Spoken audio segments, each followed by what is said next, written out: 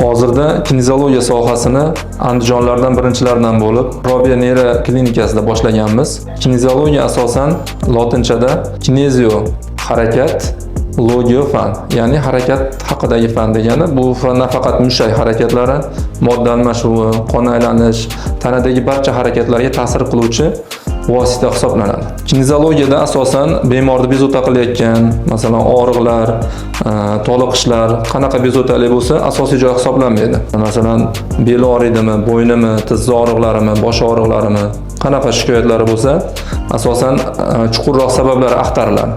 Bu og'riyotgan mushaklari asosiy joy emas, naborot qaysidir mushaklari o'chib qolgan, ishlamayapti. Bu narsani miya hisobga olmaydi.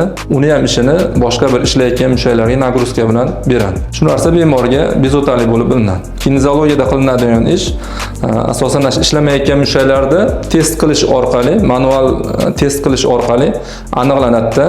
Ularni manipulyatsiyalar orqali ishlatiladi. O'shan bilan tanadagi nagruzkalar hamma mushakka teng tarqaladi va og'riq joylari kamayishni boshlaydi. Bunda odam og'rig'i kamayish bilan birga quvvatga, tetiklashni his qiladi, qon aylanishlari yaxshilanadi, uyqularga ta'siri bo'ladi. Bu narsani unaqa bir qaltis ishlari yo'q. Hammasi tochkalar orqali, ichki organlarning o'zini manipulyatsiyalari bor, o'shalar orqali qilinadi. Qaltis bir tortish yoki qayrish orqali unaqa qilinadigan narsalar yo'q.